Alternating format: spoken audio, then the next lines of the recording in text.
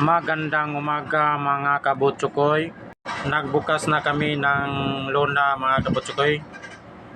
Yung crane naman, diesel crane, di pa nakandar. Pinalitan pa ng bagong battery para makandar siya.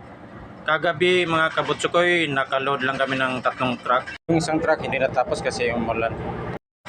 Big shoutout ni Ma'am Ivami Kanubida from Saudi Arabia. God bless din na ma'am, amping sa trabaho ni Captain Rodin Abinuha. Shoutout din na pre og ni Sir Cortez Bukasas. Shoutout din mo sir.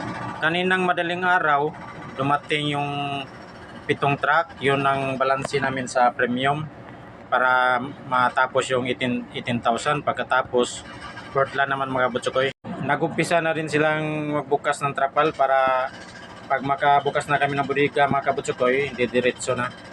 Yung sa likuran mo kabutsukoy, yan pala ang kasama ko, Jote, isang ibi, tsaka 2 apprentice. Yung ibi si Lindy Rodriguez, yung apprentice si Lota, tsaka si Parcer. Maganda naman ng panahon mga kabutsukoy, kaya maaga kaming magbukas ng Atscaber para maka-commence loading na mga kabutsukoy para maload na yung 7 truck. Yan pala sa likuran ko mga kabutsukoy, yan yung mga estiva dito sa may piercing ko. Sila yung unang grupo mga kabutsukoy, yung pangalawa ang grupo wala pa. Kasi wala pang barkong nakadaong. 3 Atscaber na buksan namin kabutsukoy dito malapit sa may B-screen sa Karapua. Kasi yan kabutsukoy wala pang laman. Yung may laman ng kabutsukoy dito sa may B-screen, 3 layer. Yung sa Karapupan ng kabutsukoy, 2 layer lang yan. Tsaka 2 estiba sa bodega, 2 estiba din sa truck. Yung parang itim sa may tangtap namin kabutsukoy sa cargo hold, yan yung katas ng Cobra kasi nagpaklod kami ng Cobra, Tacloban to Iligan. Tapos kinargahan kami agad dito sa may Persingko. Yung capacity talaga mga kabutsukoy sa cargo hold namin 55,000. Kaso para Tacloban kami, underload kami ng Toki para mapasok kami sa drop na 5.6. Kasi yung allowed lang talaga sa DIO mga kabutsukoy, 5.6 na talaga ang drop.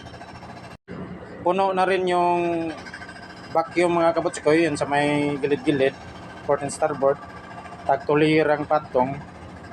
Tapos dito sa may B-screen, 3 layer. Sa Karapupa man, 2 layer. Pag matapos to mga kabutsukoy, 7 layer to lahat-lahat kung 55,000 ang karga. Pero 53,000 lang maluwag kasi may tanner kami kabutsukoy. Mahirap lang kabutsukoy yung gilid-gilid ng cargo hold namin matatalas. Delikado talaga yung simento, BO, madamage. Tapos yung consignee namin mga kabutsukoy, stricto sa mga BO. Yan kabutsukoy, yung 2 estiba, inalalayan nila bawat lifting ng crane para maayos pagkakamada. Kasi kung patungan kasi kabutsukoy sa taas, kung di maayos matumba kasi yung kamada sa isang isling kabutsukoy 5:10. Bawat isling pala kabutsukoy, yung laman niya 50 pieces niya, 40 kilos bawat isa, 2 tons. Estimated matatapos kami mga kabutsukoy Friday ng hapon kung tuloy-tuloy lang yung deliver ng truck.